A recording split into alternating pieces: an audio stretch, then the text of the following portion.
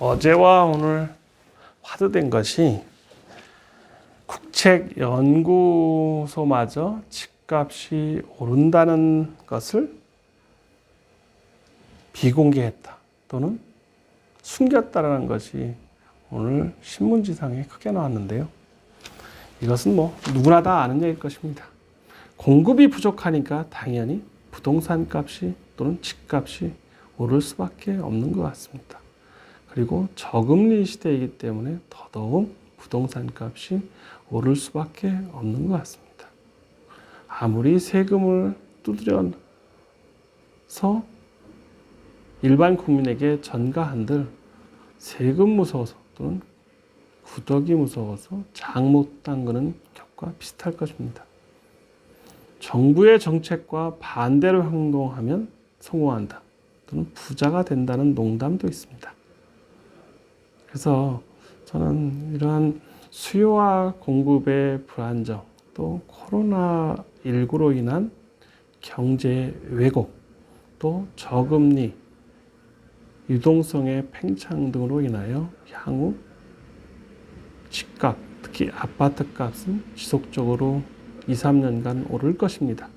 지금 공급을 시작해도 최소 3년이 걸리기 때문에 앞으로 아파트, 특히 서울에 있는 아파트는 천정부지로 올라가는데 이것은 이미 가지고 있는 사람한테는 행복한 것 같지만 안 가진 사람에게는 어마어마한 비관적 감정을 갖게 하는 것 같습니다. 근데 누구든 시간이 필요하고 또 투자하려면 시드머니가 종잣돈이 필요할 것입니다. 그래서 인플레이션 화두가 가장 많이 나오는데요. 미국의 소비자 물가가 한 달 만에 4.2%, 4% 이상 올랐다는 말도 크게 화두가 되는데 전 세계의 가장 큰 화두는 이러한 물가 오름세가 너무 빠르다. 소비자 물가나 생산자 물가 모두 급등하고 있기 때문에 인플레이션 압박은 더 강해질 것입니다. 인플레이션이 오면 주식시장은 패닉 상태가 될 것이고 실물 자산인 부동산은 가치 있는 것은 더 오를 것이고 상가처럼 코로나19가 지속된다면 상가의 값은 더 떨어질 것이 자명한 사실입니다. 그런데 집값은 미국도 폭등하고 있고 유럽도 폭등하고 있고 한국도 폭등하고 있습니다. 경제 전체가 제대로 코로나19 이전으로 들어가지 않는다면 이러한 왜곡 현상은 더 두드러질 것입니다. 그리고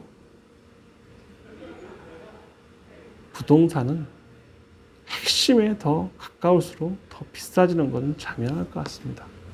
그래서 저는 부동산 관련돼서 투자는 신중해야 되는데 특히 부동산은 오래 갖고 있을수록 돈이 된다. 황금알이 된다고 생각합니다.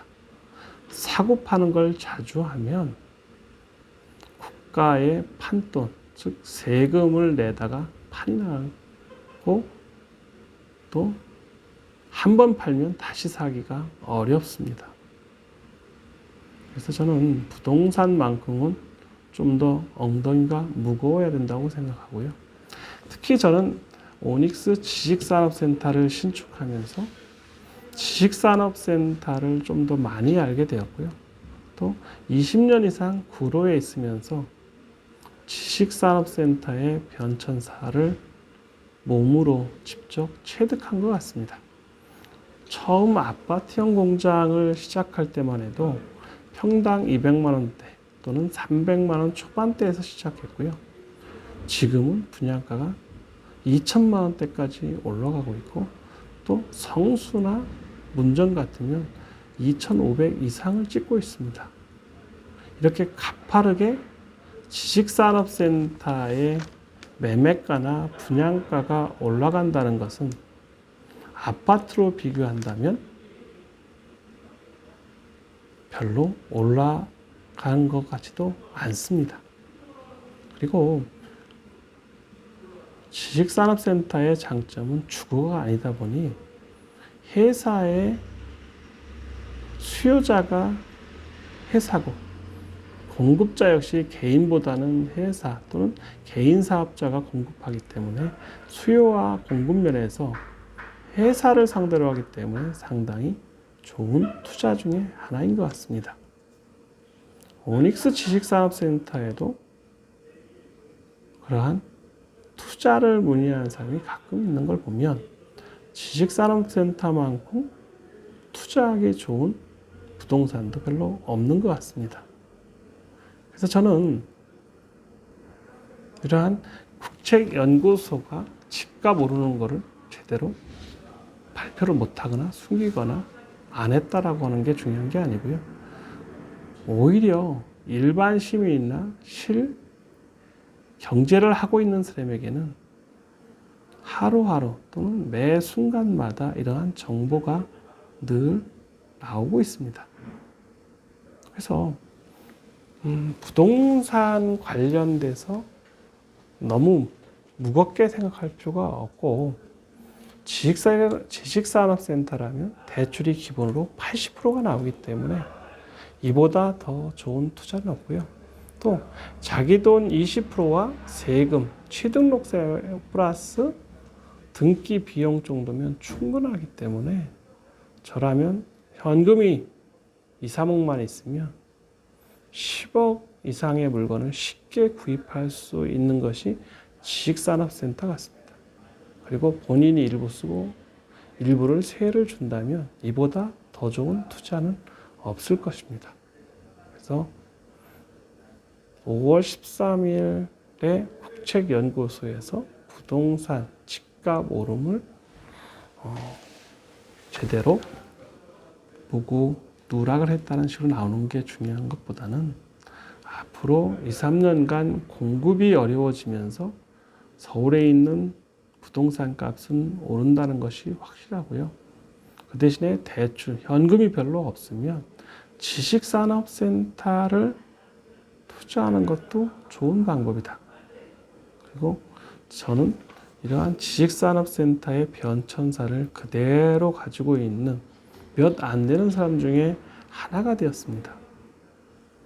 남의 물건을 소개하거나 남의 물건 가지고 비즈니스 하는 게 아니고요. 저는 제가 직접 공장을 하면서 이 공장에 오닉스 지식산업센터를 신축했기 때문에 또 다른 에이스 종합건설에서 분양한 지식산업센터를 분양을 받아보고 직접 사업도 하면서 임대도 해봤고요. 또 지금 오닉스 지식산업센터처럼 직접 건축 허가를 받아서 지어서 분양하고 또 일부를 가지고 있고 직접 관리를 하면서 느끼는 것은 저는 지식산업센터만큼 노린자 투자는 없다라고 강조하는 몇 안 되는 사람입니다. 지식산업센터는 정말 잘 몰라서 또는 보통 수수료 때문에 소개하는 사람들한테 사기를 당해서 상당히 어려움을 많이 갖는 사람도 옆에서 봤습니다.